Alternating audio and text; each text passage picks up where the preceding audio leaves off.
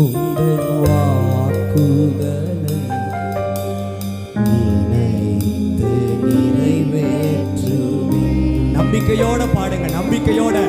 நீர் நம்ப பண்ணின உந்தன் வாக்குதலை நினைத்து நிறைவேற்றுவே. One more time சொல்லுங்க பார்க்கலாம்.